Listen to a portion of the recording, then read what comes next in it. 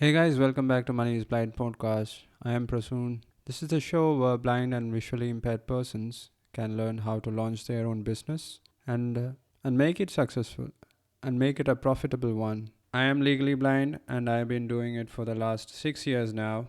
And today I'll be talking about business entities. So, I don't care where in this world you are living in right now. If you want to launch a business, there are several types of businesses out there. It could be a proprietorship, it could be a limited liabilities business. So, if you have heard about LLC, limited liability corporations, limited liability partnerships, every type of those businesses, and even private limited and limited, incorporated, all those businesses consider the business as an entity. So, what do I mean by that? So, wherever in this world you're living in, you have an identity, you have a bank account, you have a social security number, you have an account number, you have a bank account, you are paying taxes to your government. In the same way, if you can make in the same way, a business can have its own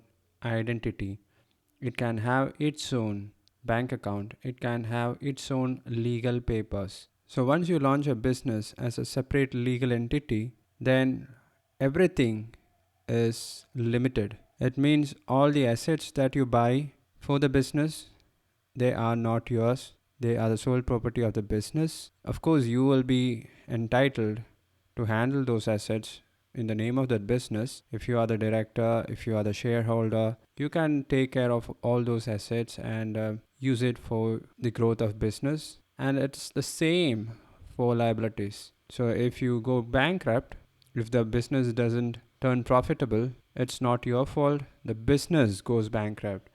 Money doesn't go out from your pocket. Business is declared as bankrupt. So that's the whole idea of liabilities. But when you're starting up, when you're launching your first business, do you really need to make your business a legal identity? Do you need to incorporate it? Initially, I thought I should do it. That is why I incorporated DoFoodie back in 2018. Even before the product was launched, I thought I'd be getting an investment. I'll be taking angel investment, then I'll be moving from angel investments to venture capital investments.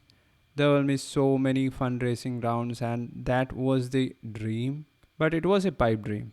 After running the business for 5 years now, I realized that it needs to be different. It needs to be making some heads turn and making huge amounts of profit in order to attract investments from angel investors or from venture capitalists. And even if you get an investment, it comes with its own problems. You will have to give your decision taking power, you will have to share it with the investors. You will have to work in the business that you created as an employee. Even if you are a shareholder and a director, you will have to work in it as an employee. You might have started it because of the fact that you might have started this business because of the fact that you hate working for other persons. But once you attract investments from outside, then you're trapped inside your own business and you are working according to their wishes. The business is going in the direction which they are steering. So there's so many reasons why we are still bootstrapped right now. So what do I mean by bootstrapped? It means DoFoodie is still run from the money that I take from my pocket. So there's no other external investors involved right in it. Even though it is a liability, a limited liability business, there are many legal works, there are many legal papers that needs to be submitted every year.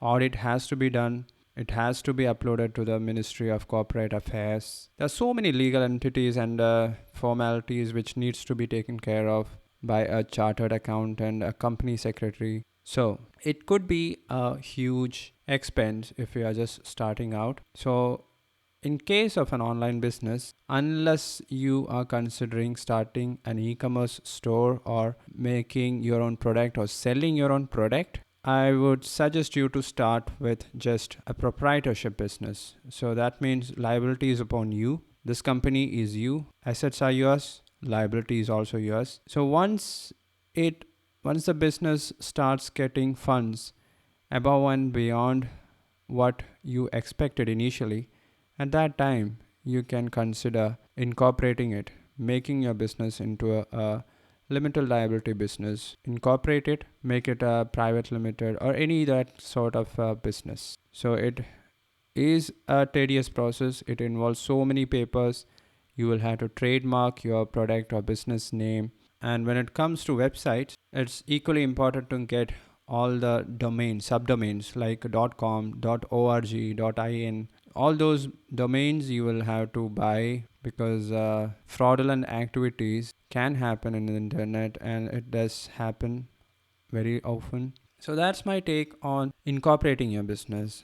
But if you are starting up and if you don't know which type of business to launch, which type of online business, what is the niche in which you are planning to start your business, you can get an idea by listening to the special episode that I have uploaded in Patreon. You can go visit Patreon and search Money is Blind. That episode is there. This episode is not published in the podcast, and yeah, it is only for members. And this episode will be explained in detail in the course which is going to be launched next month. So how can you launch your first business and scale it up to make it a profitable one?